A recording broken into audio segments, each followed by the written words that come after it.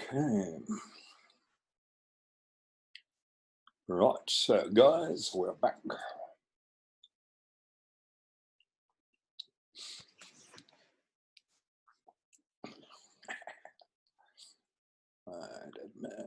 Admit.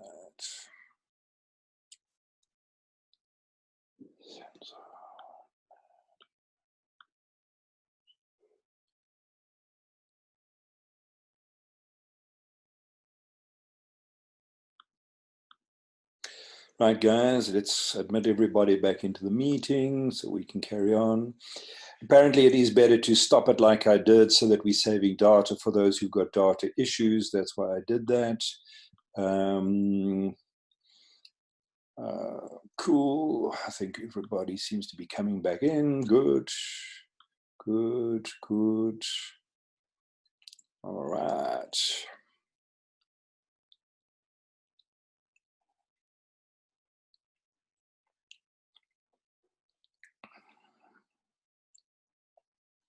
Okay, there we go.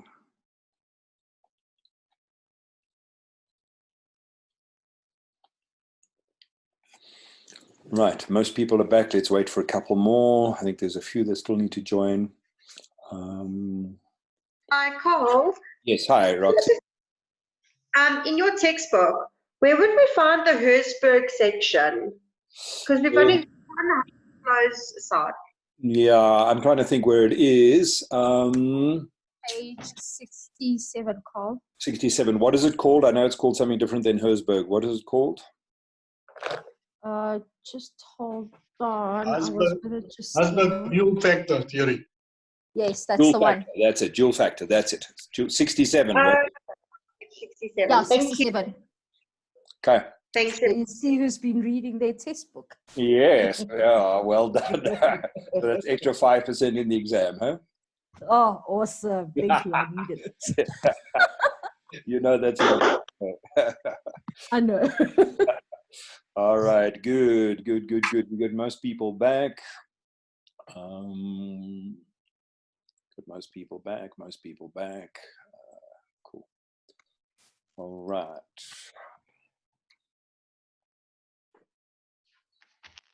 What else have we got?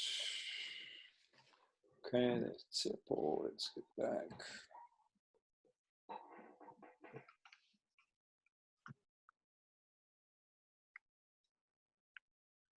Dear Nicolette, we are not showing the extra 5%.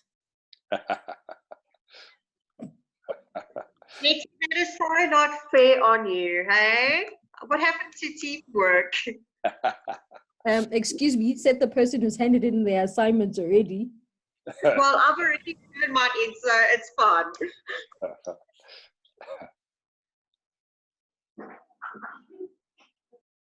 Okay, we're almost there. Let's see if there's anybody else who still needs to join.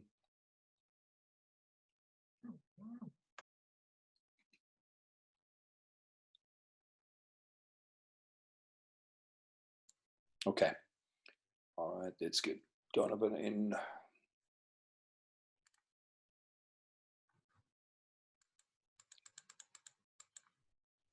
Okay.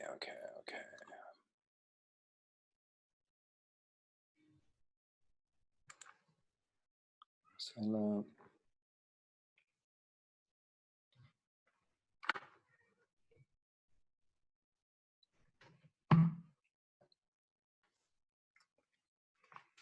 Okay, guys, I think we're ready to carry on. So we've talked about Herzberg, we've talked about Maslow. And basically, let me get my screen again, and then we can have a look at what's next. So we've talked Herzberg, we've talked Maslow. We then go on to a person called McClelland. He's got an interesting theory as well. And basically what McClelland is saying is that there are three possible needs that a person may have. Right? You can have a need for achievement, a need for power, a need for achievement, or a need for affiliation. So basically, McClelland is saying different people have different needs. And what he is saying to a fair degree is everyone has a need for all three. Every one of us has some need for power, some need for achievement, some need for affiliation, but you will tend to find that there is a dominant need that a person may have. So we're looking at McClelland at this stage. And if we have a look at it and we start with the first one, which is a need for power. What is a person who's got a need for power? What are they looking for? What's important to them? You can use the chat or you can control. Sorry, control. Green control. Yeah, very much so. So a key word that you would associate with the need for power is control. The person who is dominant in their need for power likes to be in control. They like to be calling the shots. All right. Decision making. Yeah, I want to make the decision. I want to be the one who calls the shots. I'm the one who decides what happens around here. And that is very much your person who has the need for power. Now, a couple of points. Firstly, you might say that the person who has a need for power is not the nicest guy. All right, possibly. But that doesn't make the person a bad person because they have a need for power. They just like to be in some form of control. They usually work very, very hard in their organizations to get to a stage where they are in control, where they do call the shots. So it doesn't make them bad people. What we do see, the research indicates a fairly strong correlation, not a direct correlation, but a strong correlation between people who have a need for power and status. So quite often the person who's got a need for power likes to have the big office, the nice car, the whatever it may be. But it doesn't make them bad people. It just means they like to call the shots. They don't want to be at the mercy of others as such. Does that kind of make sense? Yes. Yes. So that's a need for power. The need for achievement is exactly what the word says. That's a person who wants to achieve. I don't care whether I've got the power or not or the control, but I want to achieve. This is the guy who's saying, last month I got 10, this month I want to do 11. Can I achieve? Can I set goals? Can I set targets? So your person who's got a need for power, it's about control. The person who's got a need for achievement, it's about achieving the goals that they set out for themselves. You'll therefore quite often find that both the power person and the achievement person are competitive. However, there's a difference. Your person who's got a need for achievement is quite often more competitive with themselves. In other words, if I got 10 last month, I want 11 this month. The fact that you got 12 last month is immaterial. I don't care what you did. This is what I'm aiming for. So they tend to be more competitive with themselves, whereas your power is quite often competitive with others. Right? What have you got? Have I got more than you? Why have you got more control, more power than me? So you do tend to find competitiveness in both, but it is different. Okay. And it's not properly researched, but there is some research that does indicate that your person who's got an achiever, who has got a need for achievement, tends to be more a person who enjoys the individual sports. You know what I mean? The golf, perhaps the tennis or something like that, because it's more about testing myself against what I could do, which is golf. Golf is, I'm not too worried about what you did last week, but if I manage to get a score of now, I want to improve myself. So that is your achiever. And again, with all of these, there's no right or wrong. One is not better than the other, but people have different needs. So power is about control predominantly, a little bit of status and ego. Your achievement is very much about achievement. I want to set goals, targets, and objectives. Important for the achiever is they not only want to set goals and targets, but they want to have regular feedback. In other words, they want to know whether they're hitting the target or not. So if you're managing somebody who's got a need for achievement, they want regular feedback. They don't want to wait till the end of the month to see if they hit the target. They want to know week by week, how am I doing? And that usually applies very much in your sales kind of environment. So that's power, that's achievement. The third one is affiliation. What is the need for affiliation? What comes to mind when we say a person has a need for affiliation? Sense of belonging. Yeah. Friendship, exactly. Teamwork, a sense of belonging. They like to be part of. Sorry, what is that? Harmony, very, very important. Harmony, friendship, relationship. So your affiliator likes a nice work environment. And it's an interesting one. Your affiliator is not just, you must be friendly to me, but I like a nice, friendly environment, a team environment. We support each other. We help each other. So they like to belong, they like to be accepted, they like to be liked, but they like to have a harmonious environment. Your affiliator is not just about be nice to me, but be nice to us. So your affiliator can quite often be upset or unhappy if the manager is not attacking them, but they feel the manager is attacking one of their colleagues, or one of their colleagues is going through a tough time. So teamwork, harmony, friendship, relationships, all of those tend to be very important. Does that kind of make sense? All are happy with that? Yes. Okay. Yes. And again, it's not a right or wrong, and one is not better than the other, but it does say that if I'm managing a team of people, I need to know who in my team has got the need for power, achievement, and affiliation, remembering we have a need for all three, but we will have a dominant need. And the reason why that's important is because the way you treat people will be different. All right. If I've got somebody who's got a need for power, they've got a need for power, they've done a great job, I want to recognize them for this great job that they've done, and I know they've got a need for power. What am I likely to do? What do I do with this guy or girl?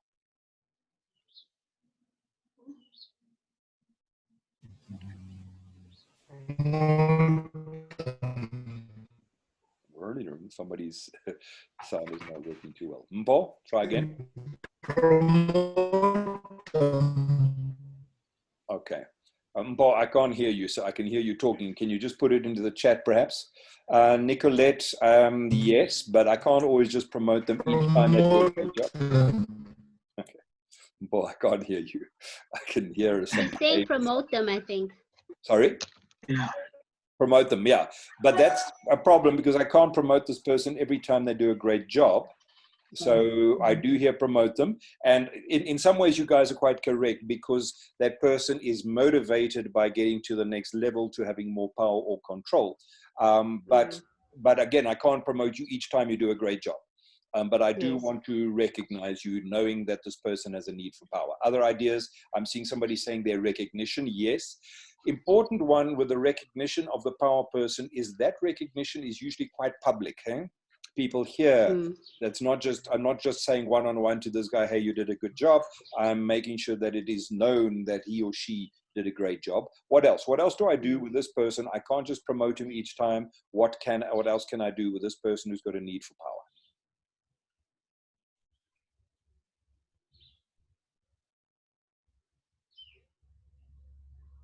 Okay. All right. What I can do, and again, I still got to do it carefully, but what I can do with a person who's got a need for power is I can give them some kind of responsibility. So I might not be able to promote you each time you do a great job, but I can give you some responsibility, and I might be able to grow that responsibility. So this is where I'm saying to this guy, hey, well done. You really did a great job on the reporting side of what we do here. What I want you to do is I want you to kind of take care of that for us. You seem to be managing that well. So praise, Larisha, is there. And I'm seeing the self-esteem is there. But yes, self-esteem, but it is very much giving them some kind of control. So give them a responsibility. But again, sorry, yep. One thing about people with power, one thing that I like is to manage big portfolios. Correct. That I picked up. Correct. Yeah. So now that's where I'm not promoting this guy, but I'm saying, okay, you're doing a great job. So I want you to start managing perhaps a bigger portfolio. So I'm not giving him a promotion as such. I'm not putting him above his colleagues, but I'm giving him a bigger patch, a bigger area. Okay. And that is very valuable, a very good idea for a person with a need for power. But guys, can you see that you've got to do this very carefully? Because I've got a guy, he's done a great job on a particular task. I can't just promote him, but I give him some kind of responsibility, but I still have to manage that very carefully. Because if he's got a need for power and I say, are you doing a great job on the reporting? I want you to manage the reporting. I've got to be very, very careful because the next thing I know is next month he's going to go to all of his colleagues who are at the same level as him and start giving instructions. Hey, I need your report. You've got to deliver to me. And you've got to be careful of that because you're not elevating him above his colleagues. You're just extending his power base. So you've got to manage it carefully because otherwise he thinks suddenly now he's, above them, and that can be demotivating to the others. So you give responsibility, you do it carefully, but I like that idea of basically, so increasing the size of the portfolio, that kind of thing. Okay, guys, is that making sense? Yes. Okay. Yes, yeah. So that's the person who's got a need for power. Then we go on to achievement. And achievement is exactly what the phrase says, as I said just now. It's about goals, it's about targets, it's about objectives. So what do I do with the achiever is I give lots of feedback, as I've said, and I help them set the next goal, the next target. And that may be public, it may be private, it doesn't really matter as much as it does for the power guy, but that's where I'm saying, okay, you did a great job. You got 10 this month. That's excellent. Now, what is your next target? What's your next objective? What are you aiming to try and achieve next? So you're basically setting goals, setting targets, and objectives. But again, as I've said earlier and many times, lots and lots of regular feedback. They don't want to wait for the end of the month to see if they've hit the target. You're giving them targets, feedback, and objectives. Okay. And that's pretty much your achiever. Interesting one is your affiliator, because your affiliator in some ways is an interesting personality because they can be the easiest one to motivate in your team and the most difficult. Easy in the sense that if they feel there's harmony and there's friendship and there's relationships, they are happy. I think if there's anyone you spend time with in terms of relationship, it is the affiliator. The affiliator is not just a number. I'm a person. You need to know who I am. You need to know my issues. But again, as I said earlier, it's not just about me. It's about we, about my team. So you do spend time with them. You do know that their child is sick, etc., etc. You do know how they're doing. So you spend time with all of them, but they do really value and appreciate that relationship. Perhaps relationship is the right word to use. Interesting thing that one can do with the affiliator, strangely enough, is sometimes you're also giving the affiliator responsibility, like you are doing with the power person. But with the affiliator, the responsibility tends to be more a team responsibility. In other words, team health. You know, particularly if you're not an affiliator, if you are an achievement person, you wouldn't even know if somebody's going through a tough time at home or whatever it is. You wouldn't know if somebody's particularly quiet today, whereas your affiliator will pick it up. Your affiliator knows who's going through a tough time or who's not happy. And so you give them a responsibility, but the responsibility tends to be more for team health. If anyone's going to plan the year-end function, it's usually that affiliator, and you give them that responsibility because they take care of everybody's needs. You know, so if you have a year-end function, hey, they'll make sure that there is vegetarian food and halal food and kosher food and vegan food. In other words, they will really try and make sure that everybody's needs are taken care of.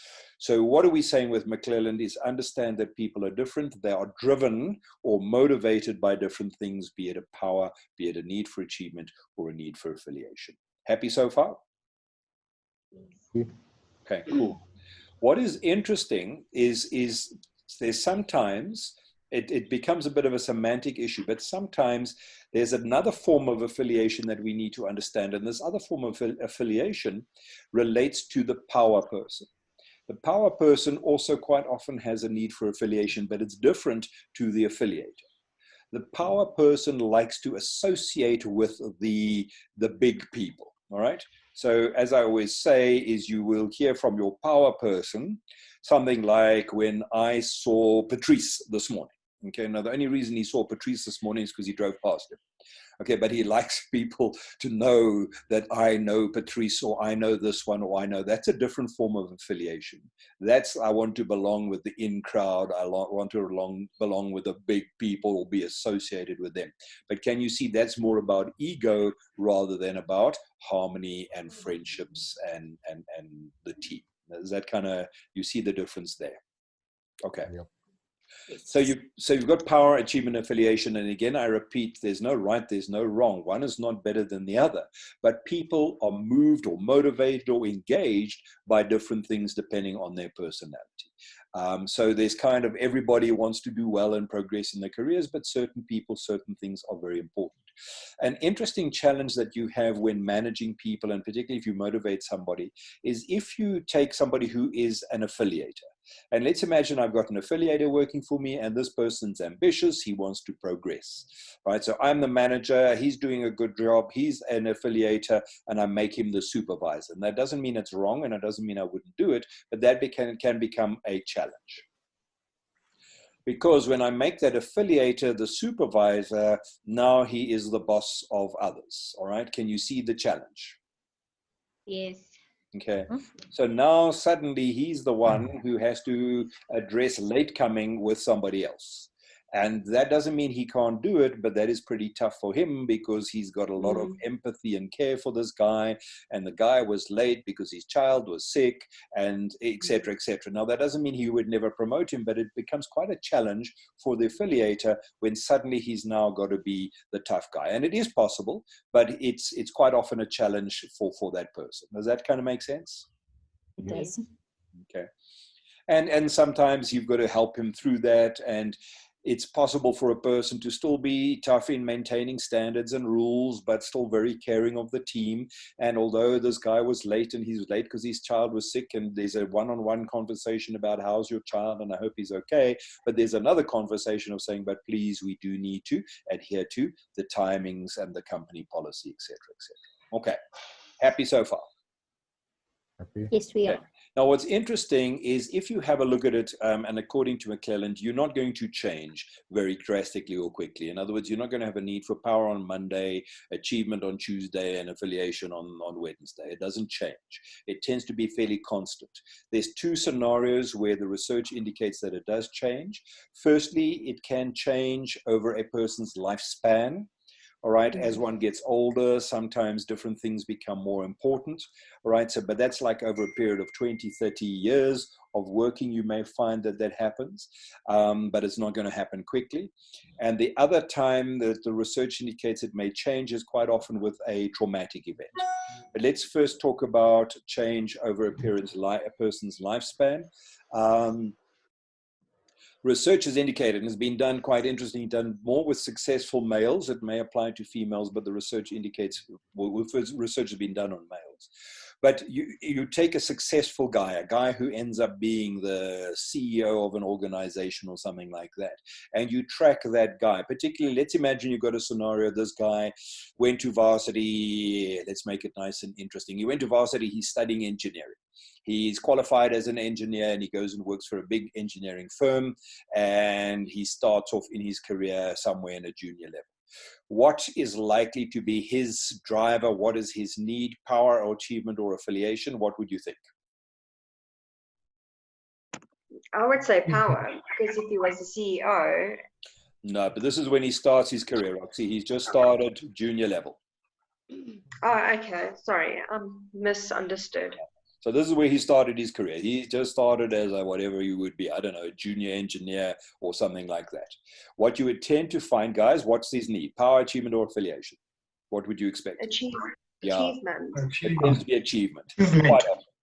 Young guy, come from varsity, and now all he wants is give me my own project. Give me my own project. Not from a power point of view, but from an achievement. I want to prove, can I manage a project? And you give him a small project with a small budget, and he worked very hard to prove to himself, but also to others, but very much to himself, that he can do this.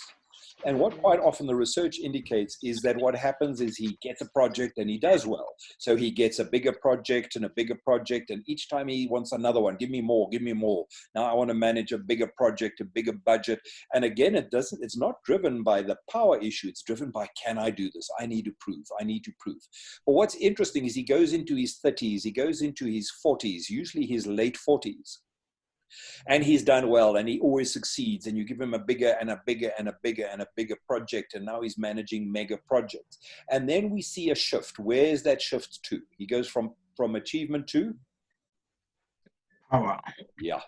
Now you tend, Senzo, to see a shift to power. And it's very subtle, but you start hearing different language coming from this guy.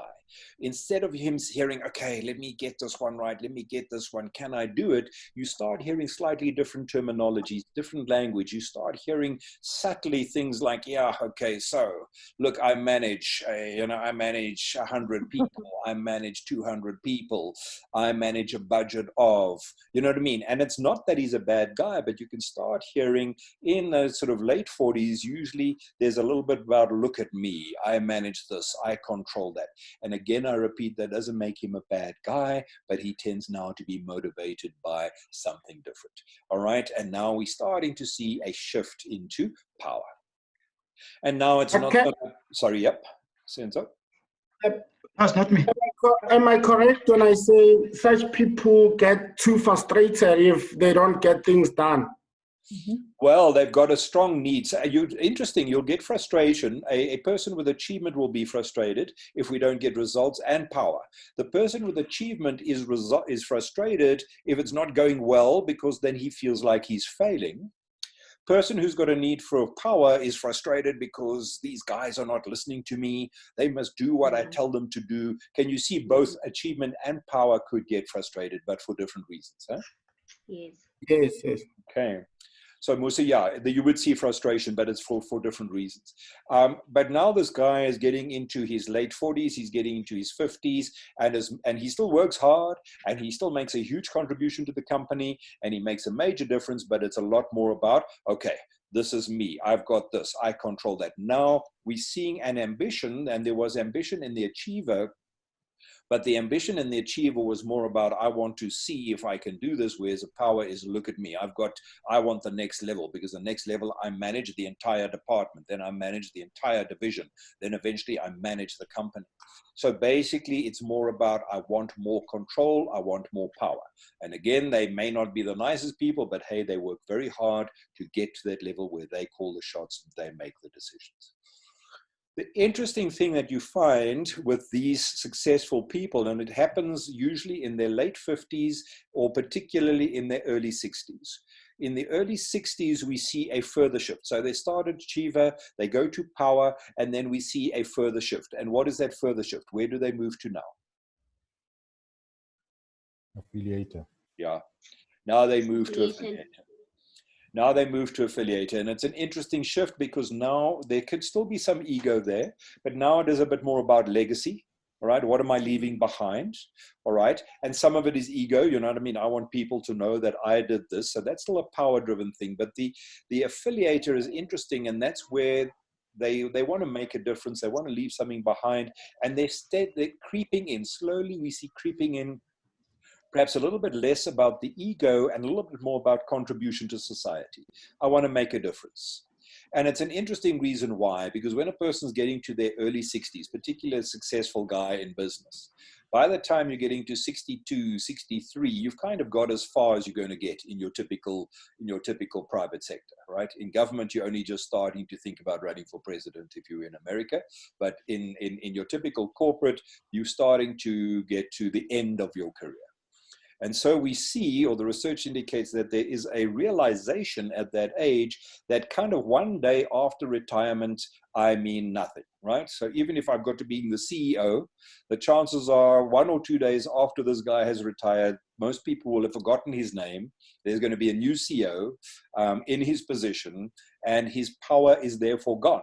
Because no matter how important you were in your company, your wife still doesn't think that you're that important. So basically you see quite often in these older guys, they start getting involved in the family more. They start getting involved in the community. They start wanting to make a difference because basically I want to leave something behind. So we see a very gradual shift through to, in many people, not all people, but you see a bit of a shift to the affiliator. Does that kind of make sense, guys? Happy with that? One other thing, Carl, in terms of affiliators, what I see at my workplace is that they want harmony. They so resistant to change, especially on the IT world where there's so many changes happening with this digital world. They'll be asking, I've been doing this for the past 30 years this way, why change now? They want harmony. They want to do things the way they used to do things. So Senzo, I think that's an interesting, I think that's interesting because people resist change. The question in my mind, listening to what you're saying, is it because they are affiliators, or is it just because people resist change? I don't know. You may be right. I think your affiliator, I think anybody can resist change, power, achievement, or affiliation. But I think your affiliator gets frustrated if we're introducing change and there's not enough support for the people. You know what I mean? So if you're going to causes disruption, it causes disruption. You're making my colleagues unhappy. People are unhappy. So I think everybody resists change, power, achievement, and affiliation. But your affiliator needs to know that you are taking care of the people. You know what I mean? You're upsetting everybody. There's less harmony. people are uncertain. So if you are going to implement change, then you better make sure there's lots of support and lots of training and lots of participation to help the people. So in that sense, yeah, I think you've got a very valid point. Okay, cool. Guys, making sense? Now, just something else that's interesting is that basically a promotion, let's have a look at a promotion. We've talked about the affiliator. That is something they may want, but it becomes tough for them. But interesting, a promotion is motivating for your power person, obviously, but also for your achiever. But it's interesting, it's motivating for different reasons. Your power person is obvious. It is motivating to get a promotion. Why? Because that gives me bigger control. Now I manage 2 divisions or 2 departments or a budget of this or a budget of that. So if I give, let's say I've got 2 people, 2 guys, and one has got a need for achievement, the other one's got a need for power. I give them an equal promotion. They both move up an equal level. Your person who's got a need for power is motivated. Why? Because of the extended control that he has and the greater power. Your achiever is also motivated by the same promotion, but it would be for a different reason. And that is because probably he or she set a target for themselves. They said, by the time I'm 40 or 35, I want to get to that position. And they got there by 34 instead of 35. That's motivation. I achieved my objective. I achieved my goal. So they're also motivated by that promotion, but for a different reason. Okay. Does that kind of make sense? Cool. Now let's give you a question, because we need again to be able to apply this practically. If we have a look at Aztec, if you look at Aztec, who in Aztec do you think has got a need for power? And remember, we haven't even met these guys, but we've read emails from these guys. Who's got a need for power? If I can remember correctly, I think it's the quiz guy, the guy that was emailing the new manager who needed to be fired, who needed to do better and things like that. If I remember, it was quiz. Sorry, who else there? Who else wanted to say something? Also quiz. So basically, no, that's interesting, because remember, we haven't even met these guys. So these are just like theories in my mind before I take over and manage the company. And I wouldn't walk in there and say that person is definitely power or achievement affiliation, but I've already got a theory in my mind. I need to go and test it. But yes, certainly the guy Corvus, right? And the other guy is John Davies. John Davies is the one. John Davies, yes. He should be fired, etc. Now, I'm not going to walk in saying they definitely have a need for power, but I've already got a view. I've got a theory. Wow, it looks like I'm seeing this. And who in the company in Aztec has a need for affiliation?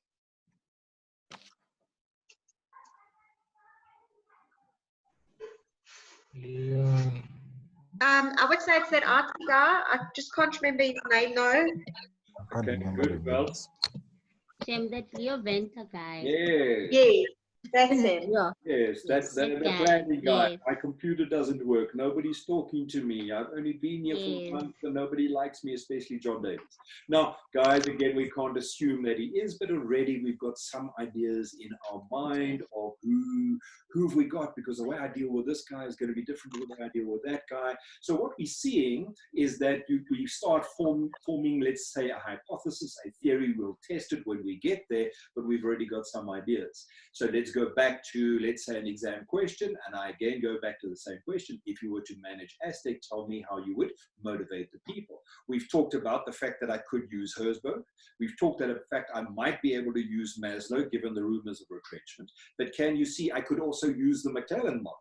All right, I could say, well, okay, I'm going to use McClellan because some people have a need for power, achievement, affiliation, and let's have a look at it. John Davies and Quibus Theron seem to have a need for power. What am I going to do with them? Leon seems to have a need for affiliation. What am I going to do with him, etc., etc. Does that make sense? Yes. Now we could see we could use any of those theories. So that is pretty much having a look then at McClelland. No right, no wrong, no good, no bad. But what it does mean is you need to know who in your team, let's bring it back to managing your people, who in your team has a need for achievement, power, or affiliation, and how do you manage them, all right? And how do you deal with it? And so now we can hopefully understand it from an Aztec point of view, but you also need to understand it from your team and understanding who in your team has what needs. Okay, happy with that? Happiness. We then get on to the next one there, which is on the screen, which is intrinsic motivation. In your notes, I think it is called self-motivation. And I think there's quite a bit there, but basically intrinsic motivation is exactly that. It is self-motivation. It's an interesting, I think, valuable theory. It is saying motivation comes from within, right? And it's interesting because it's saying motivation comes from within, but it is strongly dependent again on how you define the word motivation, okay? And similar to Herzberg, remember Herzberg says that you've got to differentiate between motivation and movement. So basically, these guys are saying something similar. They're saying if we're going to talk motivation, we need to understand what does it mean. And motivation, according to the intrinsic motivation theory, says motivation is an inner passion. It's a desire to do something. Yes. All right. And therefore, it's interesting. It is saying that nobody can motivate a person other than that person. If you are managing people in your organization, you cannot, according to these guys, motivate them. Right? Because only they can motivate themselves, meaning, using their definition of motivation, only the individual can make themselves passionate, enthusiastic about what they do. So what it does mean, according to them, is you can move them, right? And basically, how do you move them? If the carrot is sweet enough or the stick is big enough, if I threaten them enough or I promise them enough, I can get them to do stuff. But that's not motivation, that is movement. And therefore, if I'm managing people, I cannot motivate them. Only they themselves wake up in the morning being passionate about what they are going to do. Okay. Does that make sense? Yes. But what is interesting with intrinsic motivation is it is not an excuse for you to then sit back and say, well, okay, there's nothing I can do, not my problem. It's very much your problem. So you cannot motivate your people according to them because you're going to make them passionate and enthusiastic. And if you cannot motivate them, what can you do? What is your role? What is your responsibility? You can't motivate your people. What can you do? Give me some ideas. Paul?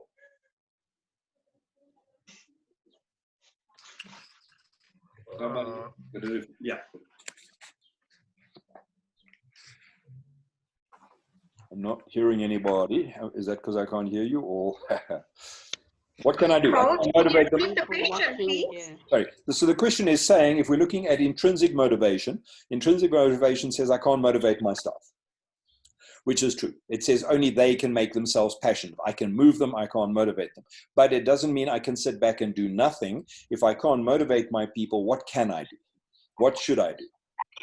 You can empower them. Okay, why? What does that do? Okay, so good point. Encourage them. Yeah, Mpo?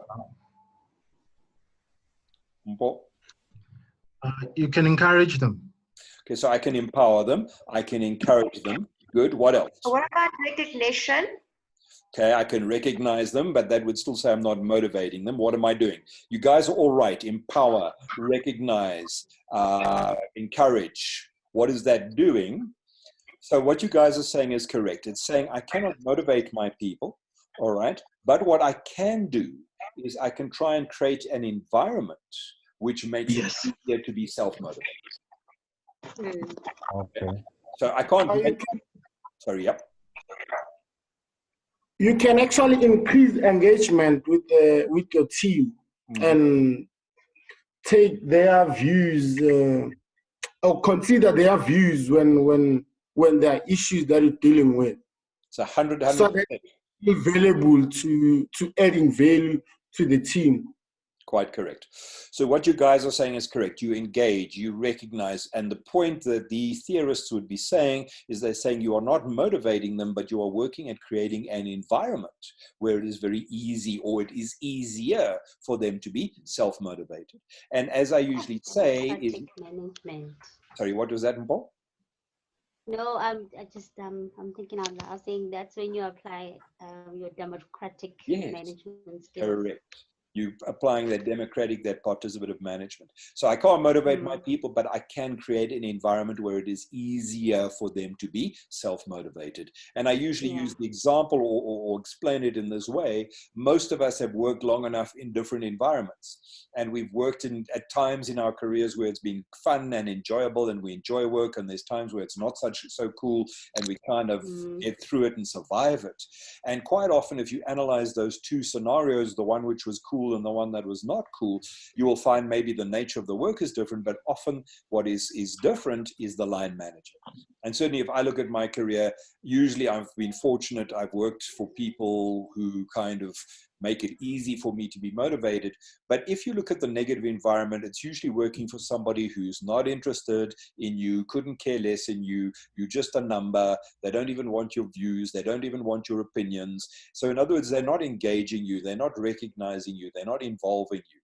And then you would say the environment where it was nice and it was fun and work was cool is usually there's been a line manager who's interested, who cares, who involves, who supports, who includes you. And the argument here is that positive guy did not motivate you, but he made it very, very easy, or a lot easier, to be self-motivated. Does that kind of make sense? Okay. So I like the theory. It's saying you still got to do something, and we'll take a look at a model later, very much around Musa engagement, which basically talks about how do I create this sort of environment which enables self-motivation. Larisha, I've just seen something that you have put into the chat. You posted there, performance appraisals are motivational because it involves money and bonuses. And again, yes, but remember, money, according to Herzberg, is not a motivational, but it is a mover. But yes, we're going to come back to performance management a little bit later. Okay. Okay. So, hi, Carl. Yeah, I'm listening. Yeah, but you know what? I'm looking at my study guide. I don't see this model, the one that they're discussing now, the intrinsic model. Yeah, self-motivation. I think you'll see it under self-motivation. Oh, under self-motivation. Yeah. Oh, okay. Yeah. Okay, got it. So that's where you should see it. Okay. Guys, happy with that? Yes. Okay, so what are we seeing? And it becomes quite interesting and quite complex. Is what we're seeing is there's merit to Herzberg, there's merit to Maslow, there's merit to McClelland, there's merit to intrinsic motivation, there's merit to all of these. There's no perfect one, but there's merit to all of these. Okay, so basically, what am I doing now? Okay. All right, so basically let's go on there and to the next one. So we've talked about Herzberg, Maslow, McClelland, we've talked intrinsic. Empowerment, I'm going to come back to later because that's a theory, a concept, a thing that we need to be able to do regardless of empowerment. Regardless of motivation. I need to empower people even if I'm not trying to motivate them, so we'll come back to that in a theory of its own right. Another nice theory is goal setting. And that's simple, but not so easy, but it's a very logical theory. And that's basically saying, and I use the phrase, if you've got nothing to aim for, you're going to aim for nothing. All right. And really, everybody has to have a clear goals, clear targets, clear objectives. If you aim for nothing, you're going to, if you've got nothing to aim for, you aim for nothing, or you aim for nothing, you're going to achieve nothing. So basically, anybody working in an organization needs to know what they have to do, when they have to do it, and how they have to do it. But it's very important when you are setting goals for your people that they understand the, let's call it the detailed goal, what you have to do today and how many and how much and how well. But it is also very important in terms of the theory and goal setting that people also understand the bigger picture. Not only what do I have to do today, but why am I doing it? And I use the example of, let's say, the cleaner at, let's say, Wits Business School, the person cleaning the floor at Wits Business School. They need to know their target, their goal, and their objective each day. And typically, they've got to clean the floor 3 times a day. They've got to do it at 8 in the morning, 12 o'clock, and 4 o'clock. And that's what they have to do. They need to know that it's got to be done 3 times a day. They need to know at what time it's got to be done. They need to know what a clean floor looks like, so they know what they're aiming for. That is their goal, their target, and objective. But what they need to know is not just the detailed goal. They need to know the big picture goal. In other words, so why is this so important? Why do they have to do it? And I always use this example. If I can explain to that cleaner that his or her job is actually, in some cases, more important than the dean, then it starts making sense to them.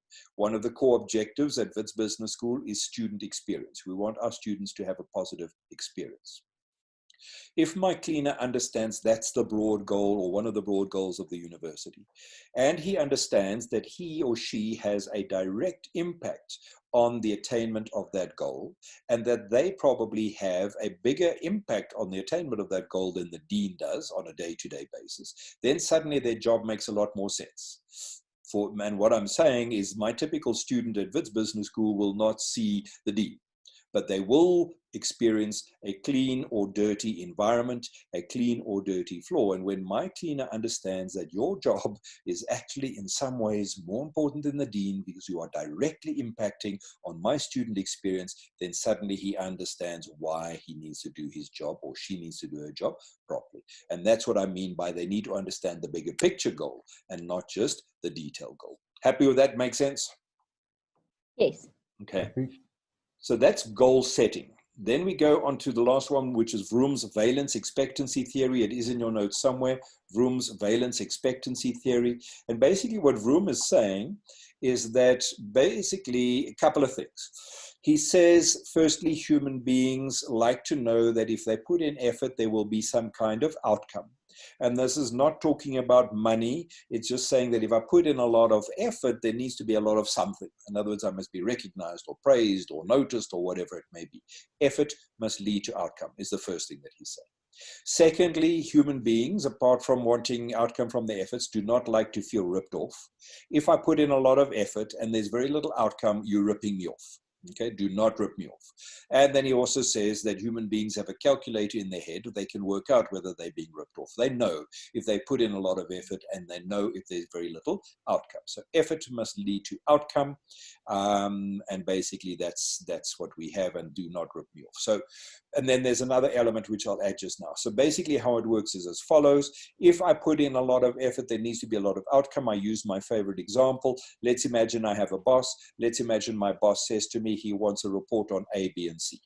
And I'm a conscientious, hardworking guy, so I take my responsibilities very seriously. I put a lot of effort into this report on A, B, and C. I research it and I analyze it and I investigate it and I interrogate it, and basically I put a lot of effort into A, B, and C. And if you had to say to me, Carl, the calculation in your head, how much effort do you reckon you put in? I say, I reckon I must have put in at least 10 times effort. I take this report, I give it to my boss, he looks at it, he says, yeah, that's fine. He puts it into file 30. Now I'm saying, wait, now you're ripping me off. I put in 10 times effort, you hardly even read that report. So basically, if I did a calculation in my head, it was 10 times effort, and there was perhaps about 2 times reward, 2 times recognition. You hardly even noticed what I did. I feel like I'm being ripped off. It is not cool. A week goes by, he comes back to me a week later, he says, Carl, again, I want to report on A, B, and C. And I think to myself, you know what, last week he was possibly in a bad mood, wasn't a good time for him, and I take my job seriously. He wants to report on A, B, and C. What do? I put a lot of effort, I research, I interrogate, I analyze, I write, I rewrite, I do yet again a great job on this report on A, B, and C. I give it to my boss, and again, remember, I put in 10 times effort. I give it to my boss, he looks at it, he says, yeah, that's fine, and he puts it back into file 13. And I'm saying to myself, wait, this is not cool. Yet again, you are ripping me off. 10 times effort, 2 times reward. It's a rip-off, it's not cool, all right? Third week, he says, Carl, I want to report on A, B, and C. What am I going to do? Chief, I'll call you. I'm attending a lecture online. Sorry, okay. All right, what am I going to do? You've ripped me off twice in a row. He wants a report again. What am I going to do? I'm not going to put in that much effort anymore because exactly. You actually don't care. I don't care. In other words, I still have to do the report, otherwise he can fire me, so I better do it. Exactly. I'll better do it, but I won't do it as intensely as I've done the others. It will be just an overwork. Exactly. I'm going to reduce the effort because I know that there's going to be a very little outcome. So I've got to do it. So what am I going to do? I'm probably going to take the report from last week. I'm going to cut and paste. I'm going to slap something in there, and I'm going to hand it to him. And if you ask me to say how much effort, and if I was honest, I would say 4 times effort. 4 times effort. Why? Because I'm going to get 2 times reward. I'm being ripped off, but it's better than 2 to 10, 4 to 2 to 4 is better. I'm being ripped off less. In other words, what I'm going to do is I'm going to reduce my effort because, hey, there's no outcome. There's no outcome. Okay. Guys, does that make sense? Yes. Okay. That's so what it means is I have to reduce the effort. I will reduce the effort if there's nothing of value. There's no real outcome. Okay, happy so far? Yes. But it becomes interesting because let's imagine the following week. The following week, I go to work, I get into the lift, and let's imagine I work in a tall building, and I'm going up the different floors in the lift, and I'm standing at the back of the lift, and there's 2 people in the lift with me. They don't know who I am, but I know who they are. One is called the CEO, the other one is called the CFO. They don't know me, I know them. I'm quietly standing at the back of the lift and I hear these two talking. And the CEO says to the CFO, we must make a decision on X, Y, and Z. It is now urgent. I happen to hear that and I happen to remember it. And a little bit later, I'm sitting at my desk. My boss comes to me, says, I want to report on X, Y, and Z. And I'm saying, wait, this is familiar. I can remember hearing this. This is what the CEO said to the CFO they need to make a decision on. This could therefore look very good for me. Huh? You know, the CEO is reading this report saying, who did this? This is amazing. This is excellent work. How much effort am I going to put in? 10 times Not the much effort. effort. I'm going to put in 10. I'm going to put in 12 times effort. Why? Because this would look very good for me. Good That on kind me. of makes sense. The outcome will actually motivate me. Yeah, that's right. This could look good. And remember, effort must lead to outcome. It's not about money. It's not that they're going to pay me, but hey, this will look good. The CEO knows who this guy is. He thinks this is great. And because that would be very good for me, I'm likely to put in more effort. Okay, makes sense. And that's effort must lead to outcome. And basically the cynical side of me says the other thing that you're going to do when you've done that great effort on the X, Y, and Z report is you're going to save it as a PDF so your boss doesn't put his or her name on the report. Huh? Yes. Okay, that's just brilliant. But basically, if there's something in it for me, I will put in a lot of effort. If there's nothing in it for me, I'm not going to. So effort must lead to outcome. Do not rip me off. And that is, to a fair degree, Vroom's valence expectancy theory. There is, however, an additional element. It's not only effort must lead to outcome. Effort must lead to outcome, and I must value the outcome. So if you're going to reward me with something that I do not value, in other words, I put in a lot of effort, you give me something, but hey, it's not important to me, I don't really value this, well, then the chances are I'm not going to put in that much effort, or I won't be that motivated. And I use my favorite example is if you said to my wife, and she was doing a job, and you said to her, if you do a great job, there will be a golfing weekend for you. She would look at you and say, yes. Right? In other words, not important to her, of no value. Why the hell would I put in effort for golfing? If you said to me, hey, Carl, you do a great job here. You know what? Sun City, 2 golf courses. We can go and have a whole weekend there. That is going to be valuable for me. So effort must lead to outcome, but I must value the outcome. Okay. Happy so far? Yes. Now, where this also becomes interesting is we now start combining some of the theories, because effort must lead to outcome. Now I say, okay, cool, effort must lead to outcome, I must value the outcome. Can you see that the outcome that would be valuable to the power is different to the achievement, is different to the affiliate? And so you can start seeing how they would be motivated by different things. So you might want to just tailor the outcome for the different types. So if I'm working with an affiliator and I want effort leads to outcome, that outcome must be, okay, do a great job here. And I tell you what, there's going to be something for the team. You know, we're going to go out and we're going to have a lunch. We're going to do a team building. That is likely to be motivational for the affiliate. If I've got a person who's got a need for achievement, he perhaps doesn't care about the lunch for the team. He cares about hitting a goal, hitting a target, extending his goals. So you can combine the Vroom's valence expectancy theory with something like McClelland, and then it starts making some interesting sense. Okay, happy so far? Carl, I just would like to find out something. Would there be a person that would have more than one aspect to their personality? For example, affiliation and the achiever. Okay, very important. Roxanne, remember, if you read McClelland, he says we've got all three. Every one of us has got a need for power, achievement, and affiliation. Yes. We have some need for belonging, and some need to achieve, and some need for some kind of control. So we've got all three, but in each person, one of those three will be dominant.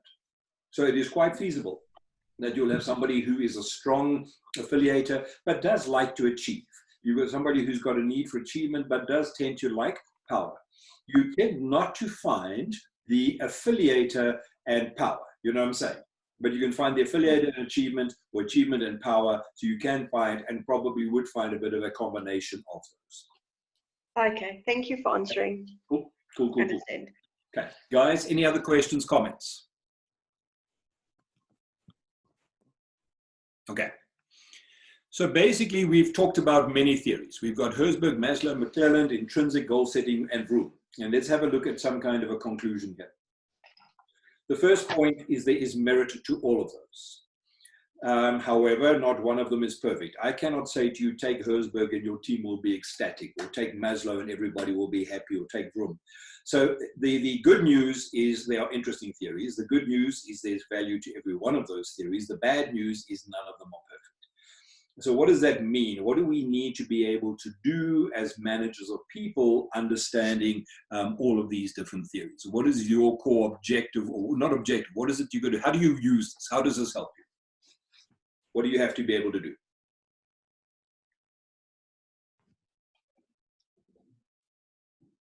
Any ideas?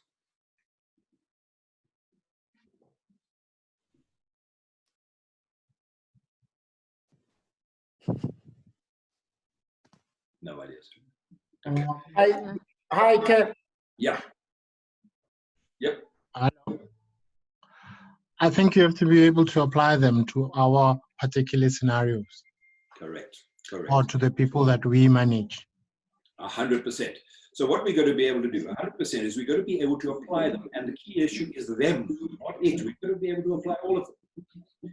We've got to understand that there is no perfect theory. So basically, I've got to be able to apply all of them, knowing that there's no perfect one. So what does it mean I have to be able to do? I have to, as a manager, firstly know them all.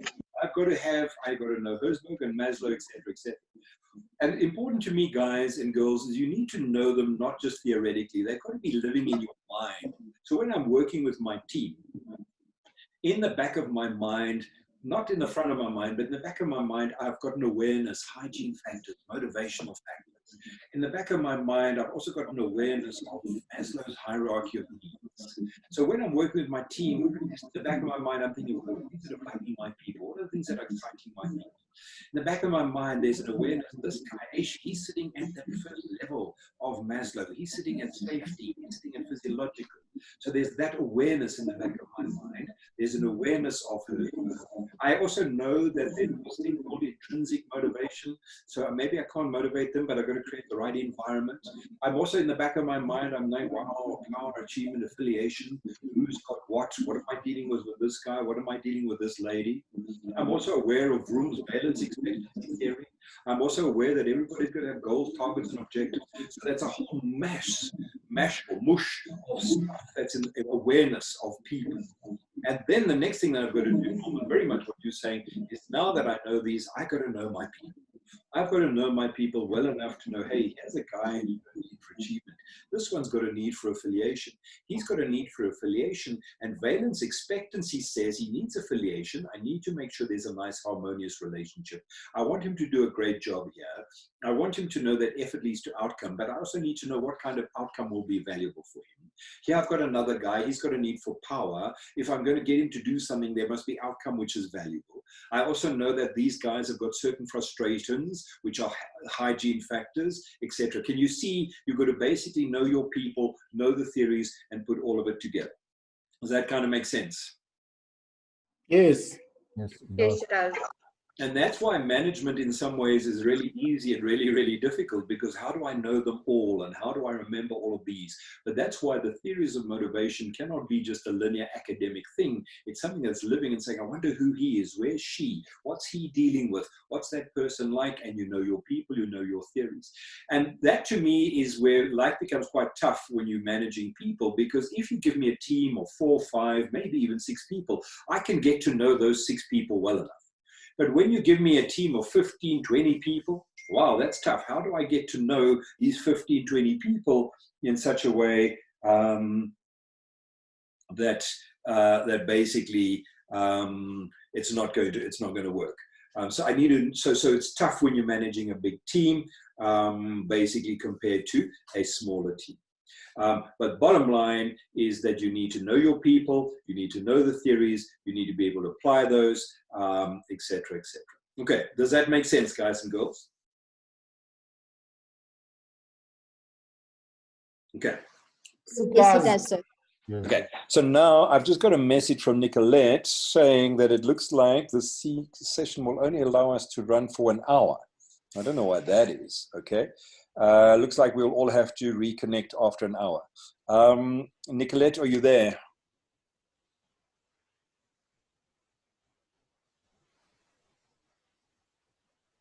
Okay, Nicolette is not there. Okay, so I don't know if I think she's not attending this lecture. No, she is. She has been on and off. She has been part of it to a degree. But as I say, I've just got a message. Hey, Carl, it seems like these sessions will only allow for an hour. Looks like we'll all have to reconnect after an hour. So maybe we're going to have to do that. But let me just conclude this, and then we can take a break anyway, and then we can reconnect. I know it's not always easy, but let's do it that way. Conclusion, what are we saying? And it's what I always say is probably almost impossible, but it is possible. There's two things that you're going to be able to do to be an effective manager, or there's many things, but two very important things. That's almost impossible, but it is possible. The first thing you've got to be able to do as a manager is you have to treat everybody who works for you equally. Everybody is going to be treated the same, meaning there is no favoritism. Everybody is treated the same. So that's the first thing you're going to be able to do as a manager, is treat everybody the same. The next thing, however, which is where it becomes really complex, after I've treated everybody in my team equally and everyone is treated the same, the next thing I'm going to be able to do is treat everybody differently. Okay? I've got to treat everybody the same, and then I've got to treat everybody differently. Sounds impossible, is almost impossible, but it is possible. So what am I saying? I'm saying everybody is treated the same. There's no favoritism. Everybody knows that I engage with everyone, I'm interested in everyone, and I care about everyone. So they're all treated the same. Nobody is worried about favoritism. And once I've created that stable foundation, it is then being able to say, now that everybody knows that I treat everyone fairly, how do I treat them differently?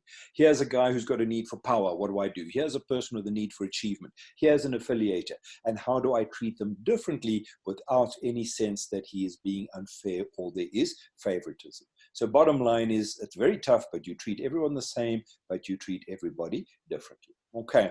Happy with that? Does that make sense? Yep. Okay.